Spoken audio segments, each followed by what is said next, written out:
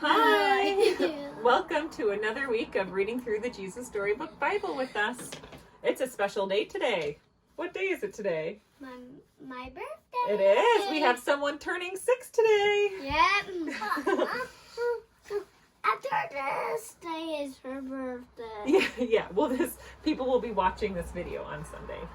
Okay, so this chapter is called Let's Go, and it's Jesus is tempted in the desert and chooses his helpers. This is from Matthew 4, Mark 1, Luke 4-6. And we hope you have your book at home so you can look at the pictures as we read. After Jesus was baptized, he went straight out into the desert. That might seem like an odd place to go because, as you know, deserts are very hot and there isn't any food or water or places to stay. But Jesus needed to get away by himself and be somewhere quiet and lonely. He needed to be with his heavenly Father to get ready for his new life. In the desert, Jesus thought about the secret rescue plan he had made with God. Before the foundation of the world, they both knew what would have to happen. To rescue God's children, Jesus would have to die. There was no other way. It was the reason he had come. Now that old enemy, the one who had spoken through the snake to Adam and Eve back in the garden, remember him? He didn't want Jesus to rescue God's people, so he lied to Jesus. "Are you really God's own son?" he whispered. "Poor you. God must not love you. You don't need to die. Do it my way." "Yes, and..." "No," Jesus said to the liar. "I will do what God says." And from that moment on, nothing would ever be the same. Jesus wasn't like Adam. Jesus was a new kind of man. He would not believe the terrible lie that the enemy spoke. Jesus knew God loved him, and he would trust God no matter what. It was just as God had promised to Adam and Eve all those years before. Jesus had come to do battle against the snake's work. He would get rid of sin and the darkness, so he would get rid of sin and the darkness and the tears. And he would suffer, but he would win.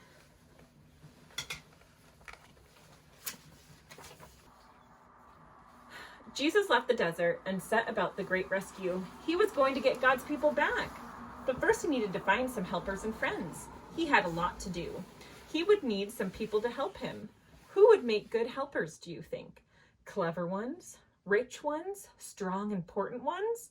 Some people might think so, but I'm sure by now you don't need me to tell you that they'd be wrong. Because the people God uses don't have to know a lot of things or have a lot of things. They just have to need him a lot.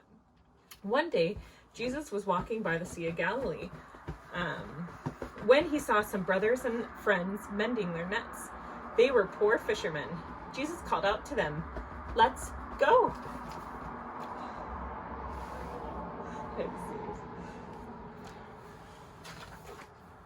Peter, Andrew, James, and John looked up at the man on the shore, and they couldn't explain it.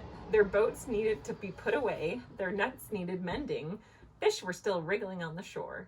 But something about the stranger made them just drop their nets and their fish, leave their boats and everything, and follow him.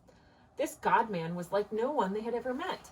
When they looked at Jesus, their hearts filled up with a wonderful, forever sort of happiness, and inside it was as if they were running free in an open field. Jesus asked 12 men to be his helpers: Peter, Andrew, James, and John, Matthew, Philip, Bartholomew, Thomas, another James, Simon, Thaddeus, and Judas. Meeting Jesus would change all of them forever. Oh, and that's the end of this week's story. Oh, and I don't think I showed the photo. So here we see his disciples leaving what they have and joining Jesus. And I think we have a few coloring pages. Madison, do you want to get that for me? Mm-hmm. Water.